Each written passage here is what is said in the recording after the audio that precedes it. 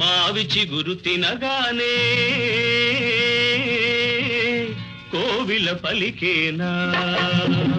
మావి చిగురు తినగానే కోవిల పలికేనా కోవిల గొంతు వినగానే మావి చిగురు తొడిగేనా